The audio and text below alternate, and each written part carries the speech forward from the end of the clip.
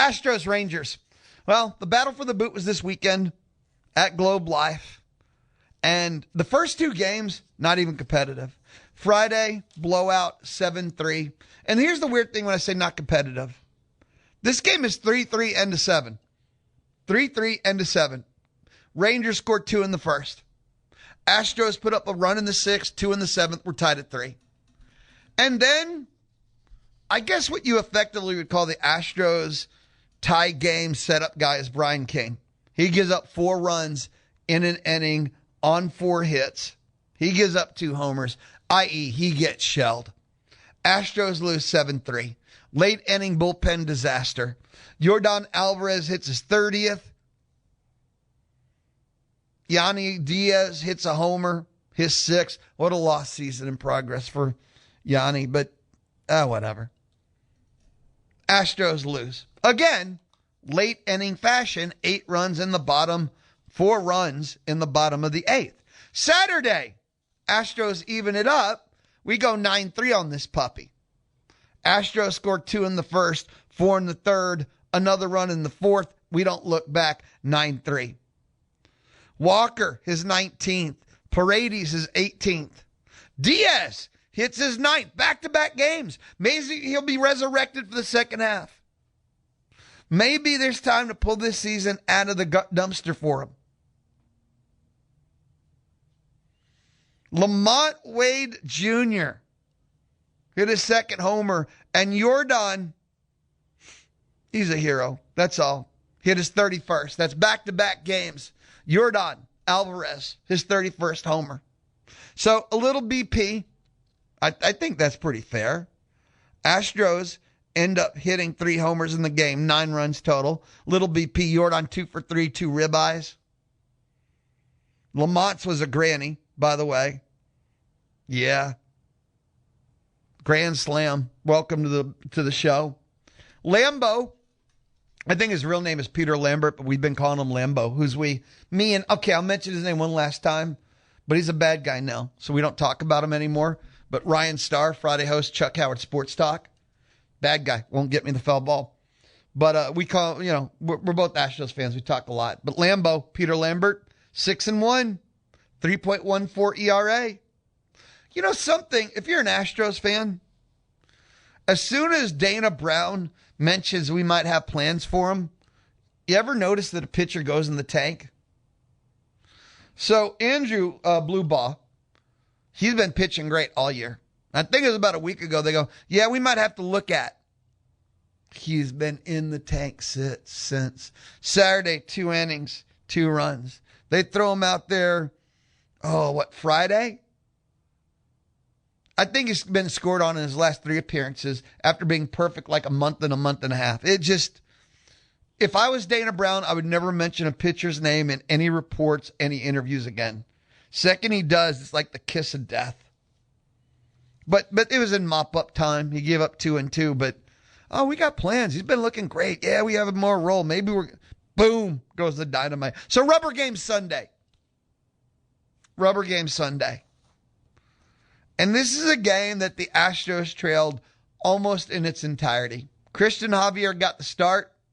He went 3-3. 3 innings, 3 runs. 4 hits, 3 walks. Pretty straightforward. He gave up all 3 bottom of the 2nd.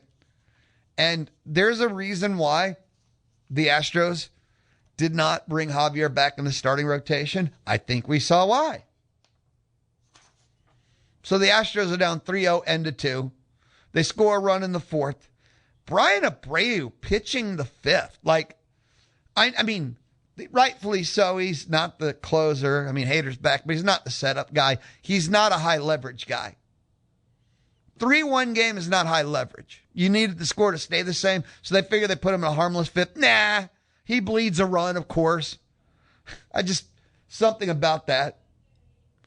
The Astros put up 3 in the 7th. I don't know why I want to cry, but I do.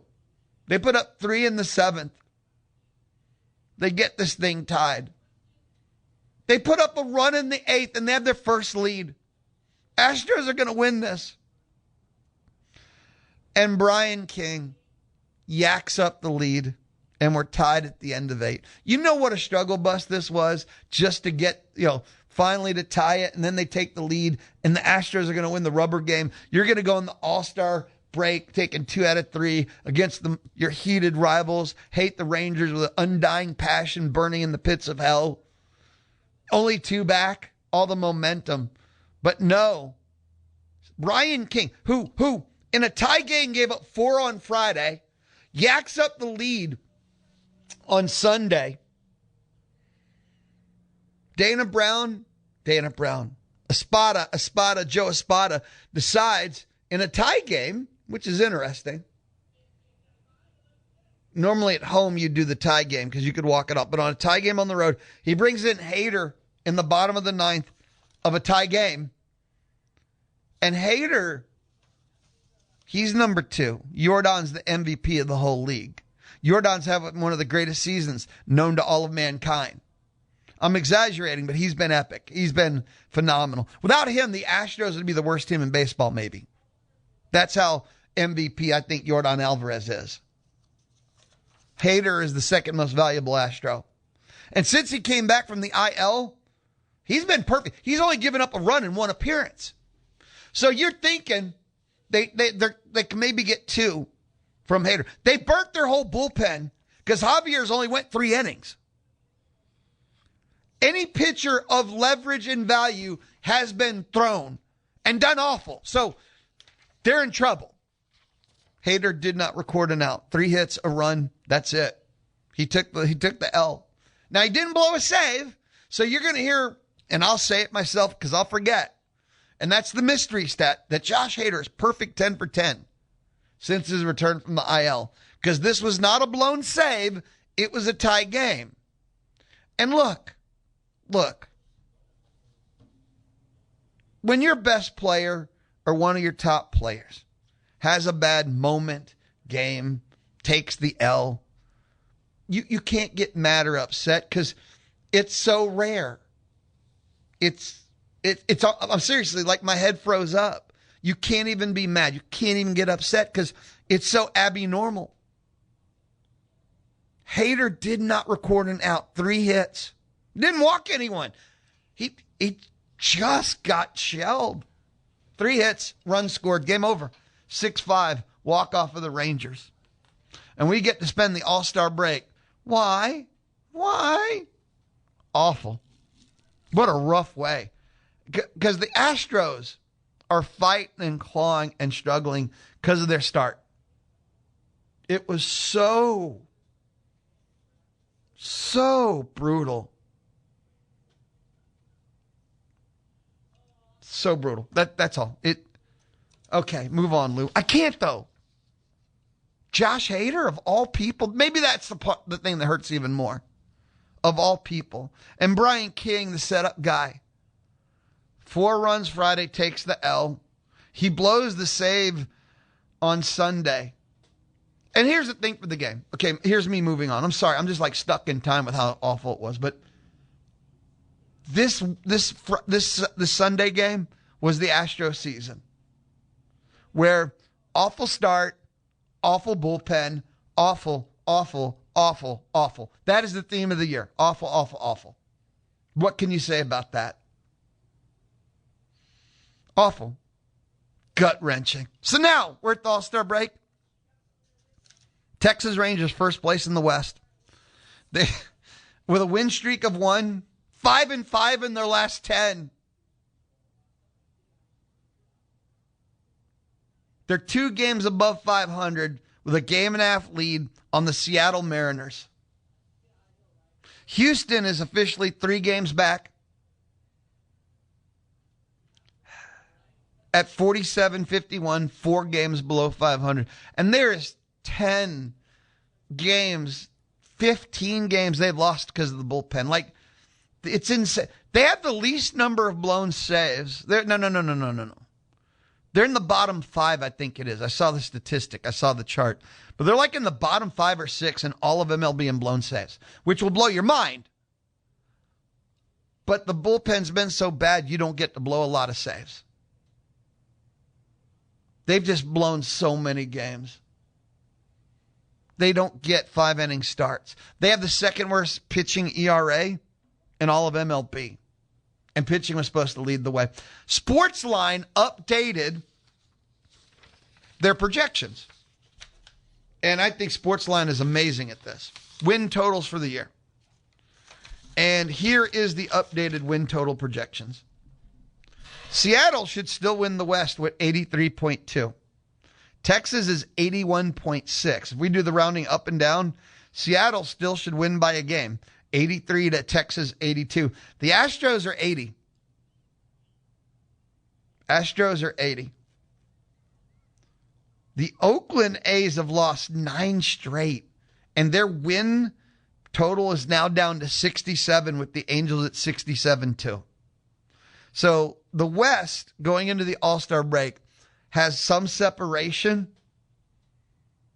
but Texas, Seattle, and Houston will slap fight each other the entire year, and I do mean the entire year.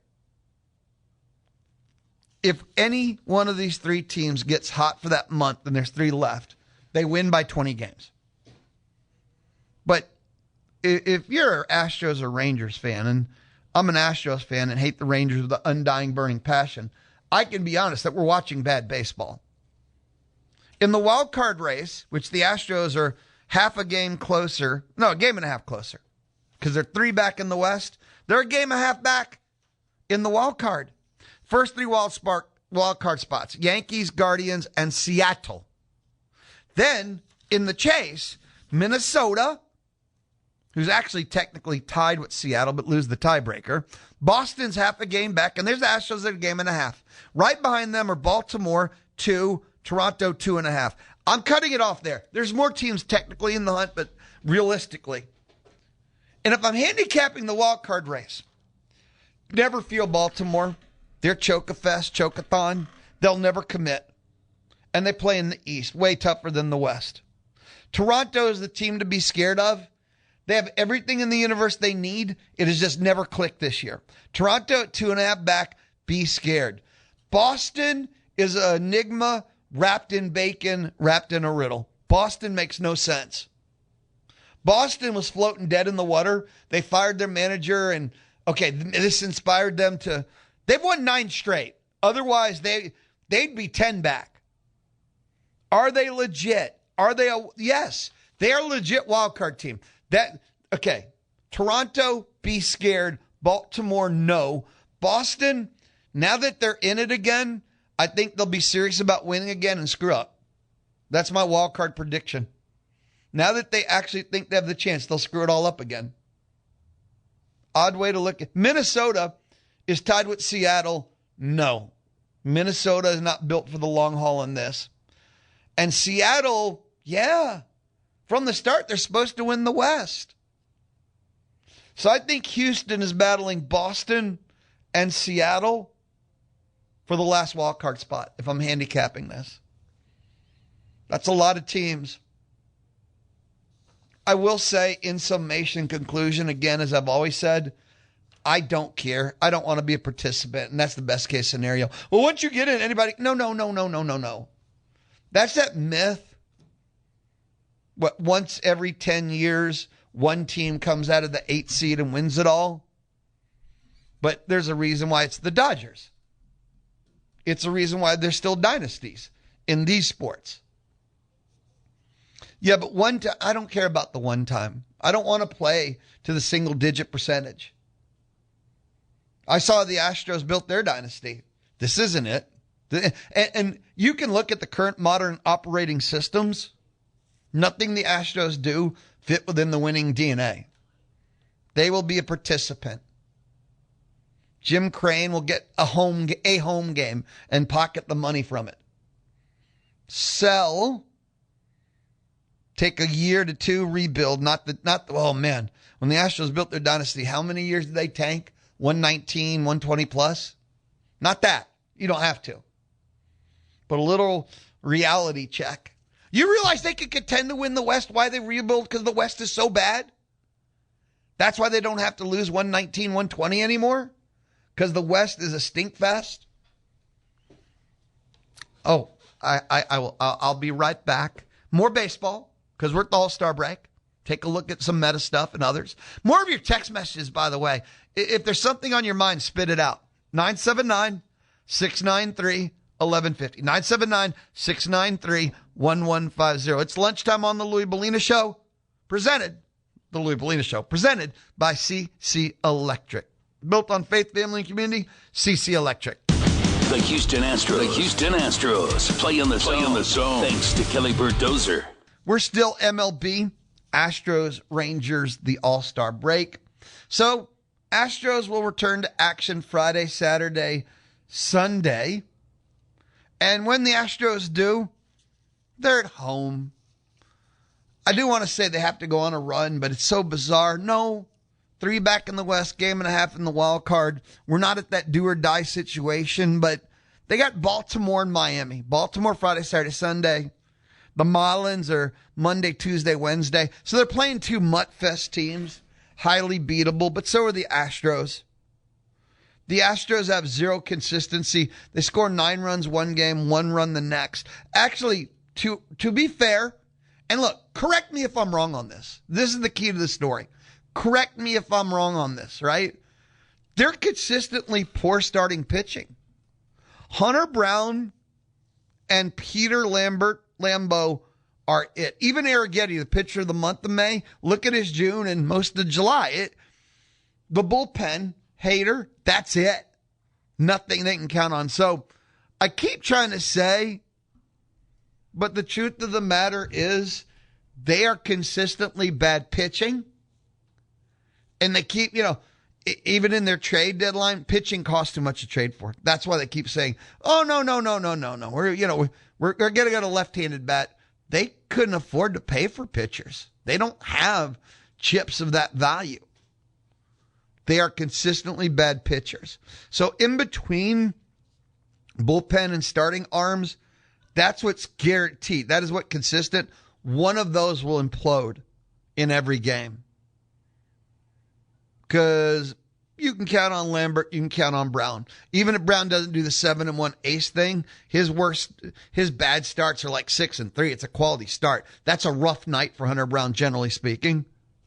Lambert's been phenomenal, 3.14 ERA and holding, and Hader. After that, you get nice appearances here and there in the pen, but nothing you can count on. Back to, after the break, Baltimore, Friday, Saturday, Sunday, and then Miami's your Monday, Tuesday, Wednesday. Now, with this long break, the Astros have to study what do they want their starting rotation to be. The projected 6-man rotation would be Arrighetti, Brown, and Lambert Friday, Saturday, Sunday. Arrighetti is struggle bus. Brown and Lambert are your top 2, but I think, seriously, if I was building a major league rotation, the only 2... Arrighetti would be in the 4 spot right now till he had consistency. But so, okay, those are your only 3. But after that, Monday, Tuesday, Wednesday is Jaime, Javier, and Blanco. None of them should be in a starting rotation. None of them should be in a starting rotation. But I said Blanco, which would be a week from Wednesday. That's the projection. I know he's making a minor league rehab start. I guess that'll be his final one. Early this week. So Ronel Blanco will be the latest guy to start. That he's the latest, savior. Burrows, Tang. The volume of pitchers that they're just winging and praying with. But so mark that down. Lance McCullers Jr. is not too far around the corner. Now, Texas Rangers, All-Star break. They'll be at Atlanta Friday, Saturday, Sunday, back home Globe Life, Chicago White Sox Monday, Tuesday, Wednesday. News notes, the Astros designated Braden Shoemake Aggie for assignment on Friday. Milwaukee Brewers claimed him. The Milwaukee Brewers claimed him. He's going to a better place. So Braden Shoemake DA'd by the Astros, it's okay. Going to the Milwaukee Brewers. Shoemake was a first-round pick by Atlanta in 2019. And at this point, I guess we could almost say often traveled. Yankees, Astros, Brewers, Braves, and there could be more stops in there too. And the Astros just keep acquiring all these freaking infielders. And the problem for Shoemake, he's out of options. And the Astros just keep shuffling. Major League Baseball at the All-Star break. Yordan Alvarez of the Houston Astros leads the American League in home runs with 31, ribeyes with 70, and he's second in batting average at 318. For a team that provides him no on-base percentage in front of him and no protection in the batting order behind him. I want you to think about that for a second. How insane is that? Yordan is first in homers, 31, and they don't have to pitch to him. If you walked Yordan Alvarez every at-bat, there's no... I know that Walker has been nice, but he's batting like 210 with 18 homers. And then the RBIs of 70, there's nobody in front of him. It's incredible. And the batting average is all his, 318. In front of him is Diaz at 322, Tampa Bay. So his numbers, if we did like a inflation adjustment for putridness around you, are not just MVP, but he's having a Hall of Fame year, is Yordan Alvarez. It's borderline miracle. I took a look at the pitching stuff, and it's not like I expected to see any Astros, but maybe I call it, oh, here you go. Entertainment's sake. Because remember back in the day when the Astros had pitchers all up and down, Cy Young finalists, and, I mean, last year you had Hunter Brown as one, but Clemens, Pettit, and so forth. That's not now. That's not now. How many pitchers have they started this year? Are they close? Last year they set a record. Is it 15, 16 yet this year? It's got to be pretty close, yes? But Yordan Alvarez, AL MVP, and it should be unanimous. It shouldn't even be a conversation. Because again, if we adjust for how bad is your team inflation, what Yordan is doing is the stuff of legend. He's doing baseball God's work right now. Tonight, MLB All-Star Week, Home Run Derby, new format, the 999th new format. You ever notice that Major League Baseball had the same Home Run Derby format for 500 years? And ever since they changed it, they've had to keep changing it? Just a thought. But your Home Run Derby contestants, Kyle Schwarber, Phillies, Ben Rice, Yankees, Junior Caminero, Tampa Bay Rays, Jordan Walker, Cardinals, boo, boo, boo. Bryce Harper, Phillies, Wilson Contreras, Red Sox, Munetaka, Murakami, Chicago White Sox. Joe Kaggs of the Royals. I'm pulling for Kaggs. I have no dog hunting here. You'll catch me dead before you'll catch me rooting for a Cardinal. I couldn't even root for Ozzie Smith. And everybody liked Ozzie Smith except for me. If you're an Astros Cardinals fan, I mean, if you're a Cubs fan, you can't root for the Cardinals. But Astros, Cubs, both? No, that ain't happening on my watch, okay? That's not happening on my watch. Home run derbies. I remember when the home run derby became all the rage, by the way. They were popular culture. People watched. I've actually been to 2 Pittsburgh. Oh, I've been to 3 home run derbies. Pittsburgh, Houston, and Colorado.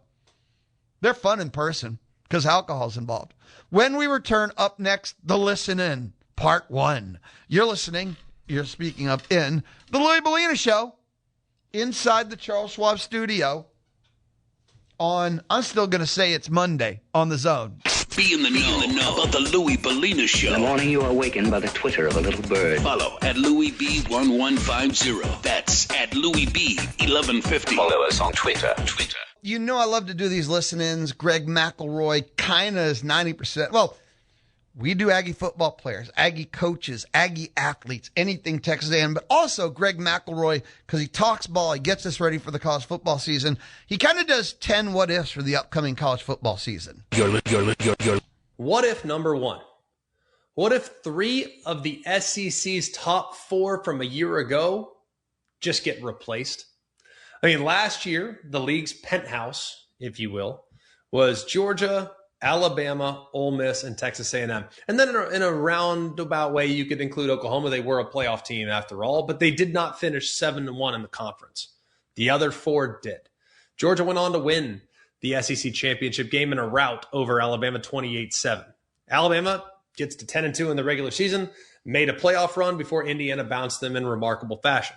Ole Miss went 11-1, reached the college football playoff semifinals. A&M went 11-1. They were sitting there as the team's last unbeaten until the Black Friday, right there, right after Thanksgiving. So that was the top 4. Now, here's the what ifs. What if by December, that top 4 reads Texas, LSU, Oklahoma, and only Georgia survives from the old order? Because the case is right here. I mean, it's not really a difficult case to present. We know that Texas is going all in this year for what might be Arch Manning's last college football season, and we'll get to him. We know that LSU handed Lane Kiffin a 7-year, $91 million deal and boosted that $91 million that he's getting with a tremendous amount of resources that poured into a transfer portal class that's built to win right now. And we know that Oklahoma, they got the whole band back, right? John Mateer, he returns, he's healthy. And when you watch what he was last year in September, you watch that tape before the thumb surgery, he was a Heisman contender. And at one point, even the Heisman favorite. He wasn't just a passenger, just riding alongside. So the risers are real. But here's where I got to plant my flag. And it is a bit of a flag of caution. Georgia's not going anywhere, right? Kirby Smart just won the league, returns their quarterback, Gunnar Stockton, who put up 24 passing touchdowns, had almost 500 yards rushing last year. And don't let anyone talk to you about Ole Miss just collapsing because Lane Kiffin left. We've told you for weeks that Pete Golding and company, that this roster's loaded. Trinidad Chambliss is back, and they've been saying the word reload, reload, reload, not rebuild, rebuild. So the honest answer to this what if is this. The names at the top will turn over, but turnover is not necessarily the same as decline. The SEC penthouse changing tenants is not the SEC penthouse losing power. It just means that the elevator never really stops. So you still could be a really, really, really good team in the league, in my eyes, and not finish in the top 4 in the league, like Oklahoma last year. Really, really good, finished 5th in the SEC, still made the college football playoff. So crazy when you think about that possibility moving forward. What if number 2? What if the SEC misses the national championship game for a 4th straight year? Now, let me give you the number that should keep Greg Sankey and everybody associated with the SEC up at night. Because this past January, Indiana beat Miami for the national championship, and it was the 3rd consecutive championship game without SEC representation. That is the longest drought that the SEC has experienced since 2002. And it was a 4-year stretch from 1999 to 2002, where an SEC team did not participate in the national championship game. The conference that has spent decades telling us that it was a different animal has not had a team in the last 3 finals. And now the schedule is about to make it harder, not easier, because the SEC just moved to a 9-game conference schedule this year. Now, I'll read that back slowly. In a league where everyone can beat everybody, they just added another conference game to everyone's slate. That's 8 more losses for the league itself. That's not a bridge. That is a demolition derby where they just handed everyone an extra car. So when you watch the SEC, the games are not blowouts. They are gauntlets, right? It is 4 quarters of heavyweight fistfights that leave even the winners of the games limping into the following Saturday. You stack 9 of those up, and somebody that's really, really good takes 3 losses just because of the math. So what would a 4th straight whiff actually mean? It would mean that the gap that the SEC sells, the depth, the gauntlet, and the, quote, our 8th best team would win your league, end quote, argument, it finally gets turned into the very thing that knocks them out. The same brutality they brag about could actually be the brutality that eats their resume alive. So you got to be careful what you schedule, because it might schedule you right out of January, which is a real possibility for the SEC this year. What if number 3? What if the Big Ten wins a 4th straight national championship? Now here's the run. Michigan in 2023, Ohio State in 24, Indiana in 25. 3 straight titles, 3 different programs, 1 conference. And a 4th would put the Big Ten in air that the SEC last breathed a decade ago. The type of stranglehold that stops being a hot streak and starts becoming a dynasty for the whole league. And the scary part for everybody else is that the ammunition is stacked, right? Ohio State returns Julian Sand, who completed 77% of his passes last year for 32 touchdowns. He's thrown to the best wide receiver in the sport, who we'll get to. Oregon brings back Dante Moore after he threw 32 scores last year and decided to run it back instead of going to the top 3 of the NFL draft. And Indiana, the defending champs, did what Curt Cignetti always does, and that's go back to the portal. And this time they go and get TCU's Josh Hoover, who threw for nearly 3,500 yards last year. We told you in the spring not to write off the possibility of a repeat in Bloomington. We are doubling down, because when you watch Curt Cignetti, the schematic identity does not change just because the names do. The system is the star, and the system isn't going anywhere. So could somebody outside the Big Ten crash this? Absolutely.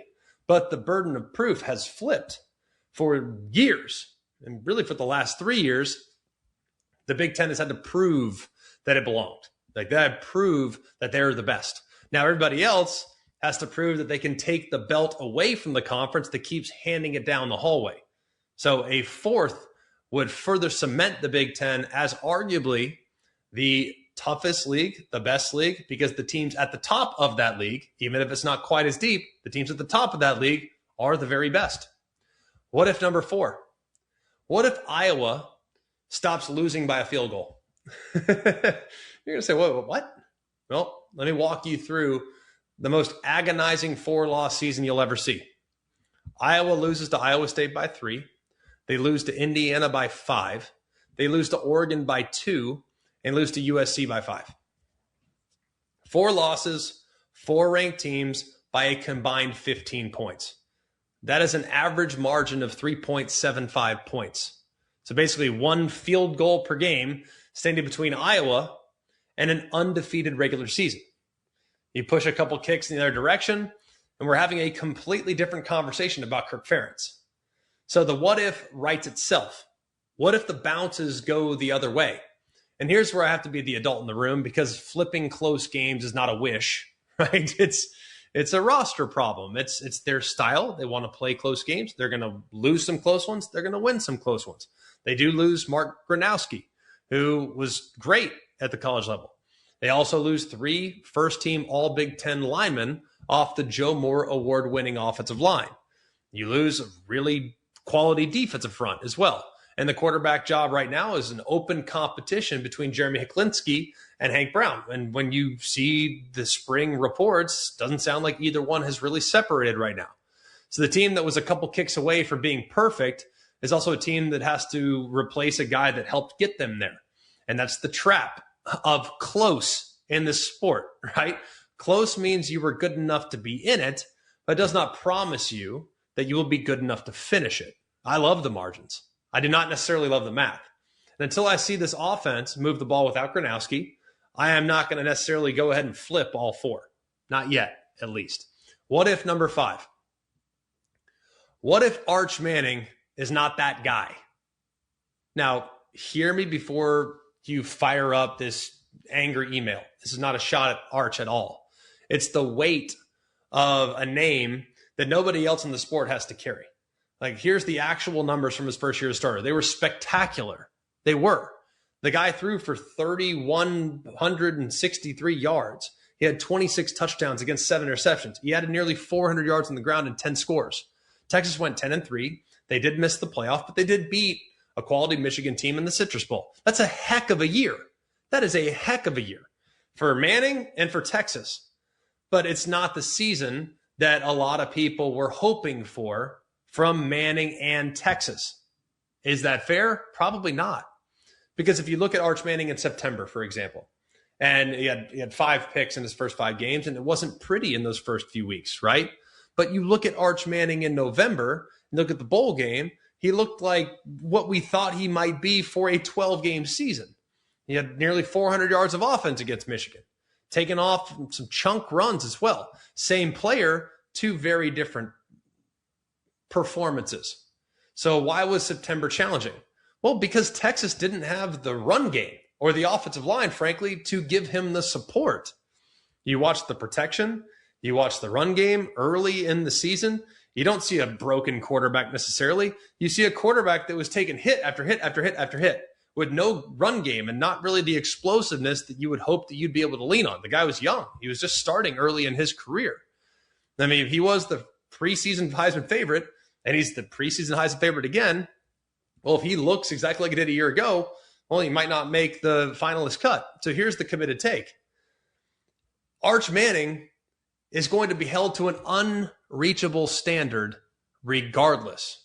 Even if he wins the Heisman Trophy, people will, no matter what, say, oh, he didn't live up to expectations. Even if he goes number 1 in the NFL draft next year, people will probably still find ways to be critical about what Arch Manning did. Like, Arch Manning is a heck of a player and had a heck of a year last year. But just because he's not Peyton doesn't mean he's not amazing, right? That's very real possible. So to me, when I say, well, what if he's not that guy? Well, what if he's not Peyton? Well, how many people are? Answer me that. How many college quarterbacks in the last 25 years were as good as Peyton Manning? Is it possible to live up to that standard? Maybe not. I can tell you this. Arch Manning still needs his supporting cast to be great around him for him to reach his potential. That's it. He is not the type of guy, at least at this point. I'm not sure there are many that are. I bet the only one I can recall in my covering of the sport that could single-handedly, without any help, take over the game was Lamar Jackson. He was the only one. Without any help, he could take over the game. I haven't seen anyone else do it. So, that being said, Arch needs his teammates. His teammates need Arch. They work hand in hand. But to expect him to single-handedly carry the load is an impossible ask. So, the what if is completely unfair because it's not about Arch being that guy. It's about Arch and his team being that team. And I think they have a real chance of being that this season. That is part 1 of our listen in. Greg McElroy, what ifs for college football season 2026. At 1:35, it'll be part 2. You're listening to your home for Texags Radio. Louie Bellina and Chip Howard. The Zone, 1150 AM and 93.7 FM. It is the Louie Bellina Show. It is lunchtime, and lunchtime is thanks to Rudy's Barbecue. And you know something that goes great with lunch? It's always ice cream, man. There's no perfect finisher. I'm joined now by, I'm going to call him Will, the Bluebell guy. How you doing, brother? Oh, great. Happy to be here. Will listens to the Louie Bellina Show. Will's got one of those, okay, he lives in Bryan. He drives down to Brenham every day. He works for Bluebell. He listens to the Louie Bellina Show. He's texted in before, time to time. And, okay, I got to know, man, what's it like? Like, give us the story of what it's like to work for Bluebell. Because, you know, for those of us on the outside, right, we're dreaming of ice cream, like walking around with pints in our hands and two-fisting ice cream all day. Man, it's wonderful. It's like a big family, you know. There's really no way to describe it. It's just, other people would say it's a regular work site or whatever, but to me it feel like home, you know. Like, it's the first job that I had where I had minimal stress. I'm happy to be at work every day. Never missed it a day this year yet. Really? Yes, I never missed a day. So you have a job that doesn't make you want to not work. Right, you have a job You don't mind working. I You want to don't work. mind. I'm there every day, stay overtime, lead by example. You know, it's a wonderful place to be at. I love it. I don't see myself going nowhere in the near future. So, yes, sir. What's it like to be working for a company that everyone else is in love with? Where when just the word Bluebell, the phrase Bluebell, you see everybody smile. Right. Just everybody breaks out in a smile when Bluebell. Right. It's just, you know, especially if you're a kid at heart, you know, you're around all the ice cream in the world. You know, our motto is we eat as much ice cream as we can, sell the rest. You know, that's what it's like working there, and it really is. I love it. That's just the only way to put it. You know, it's a wonderful place to work at. I'll tell you something, Bluebell. How do they keep coming up with flavors, man? Do you get to break into the lab? Do you like sneak up in there and you're looking over the window? I check every now and then. I wonder myself, like, wow, who came up with this? But they have a great team put together, you know, for us marketing and coming up with wonderful ideas of that sort. So I give it up to their department. Something that kills me is like, again, I think every flavor's been invented, every combo's been tried. Right. And then, like, they just had the chocolate lava cake. Yes, sir. Holy cow. Yeah. I'm sure you tried. What'd you think? I love it. I mean, I'm not a big fan of chocolate, but the way they put that together, I don't mind eating it every week. You know what I'm saying? Brownies, I think it's more the brownie side of it. That's the part you like? Yes. So, okay, I got to know. What is your favorite then? If you're not chocolate, what's your favorite ice cream? I'm a little old-fashioned, coming from my mother. She loves butter pecan. Well, I'm a butter pecan guy. But what tops that is red velvet cake. And you can only get those in 3 gallons, though. You can't get those in pints or half gallons. So you have to go to the 3 gallon? Yeah, 3 gallons. Yes. So you got to load up. You got to get your own ice cream fridge, right? If you're gonna get the red velvet cake ice cream. Yes, sir. That's so good. Yeah. My favorite, and I don't see it all the time at the corner store because I think it might only be available bigger. Mm-hmm. Bigger's like the coffee one. Right. The coffee ice cream one. Yeah, they have Java Joe. Yeah. Mm-hmm. And just the coffee ice cream. Right. Yeah. Coffee. Yes, sir. Because it's just the coffee accent hits right. Because it's just a vanilla that they put a coffee accent on, right? Yeah. But it's not available like at convenience stores. I think you got to see them a little above that grade. Right. They used to be in the pints at the stores. Yeah. Most of the flavors that we have are seasonal, but we have our yearly flavors. Homemade vanilla, Dutch chocolate. Things of this sort. So it'll be certain seasons where they'll pop back up in abundance. Oh, yeah? Yeah, and I have to get that schedule for you so you can when you said it to me. Yeah. You know it. Yes, sir. The thing that made me laugh is Will, you're a sports fan. Yes, you're a sir. sports guy. Who's your favorite team in the whole world? My favorite team, I've always been a Baltimore Ravens fan since 2005. That's my go-to team. There you go. So he listens to the Zone and he listens, but every time you hear ice cream, you perk up, man. Right. That's what makes me laugh. It's one thing to work there, but you're really all in with ice cream. I'm there. I'm around it. Almost 24/7. But you believe it. You in with the ice cream. And food, because we were talking, and you mentioned that you were a chef. You were cooking in New Orleans, in Louisiana. Sorry, of course. Every man in Louisiana, that's the first thing he does. That's the first thing he learned is cooking. Louisiana cuisine. You have your pastas, your gumbos. Your etouffees. First thing you learn. Yes, them the first things you learn. You can make an etouffee. Yes, really that's good. Outstanding. Any type of boil, seafood boils, that such, crawfish boils. Yeah, that's the life of a Louisianian. This is awesome. I have a text message that says, man, okay, I'll share it with you. It's from Roy May, who I know, he had a barbecue joint himself. Barbecue, he had the barbecue, the shack, not the shack, but the barbecue kind of, and then on the side, and then a barbecue restaurant. Yes, sir. From the outside looking in, Bluebell has legitimate Willy Wonka vibes. I could take a tour, see it with my own eyes, and still believe there are magical rooms on the premises I'm not allowed to see. And for me, it's mint chocolate chip, hands down. Have a great Monday. Okay. Yeah.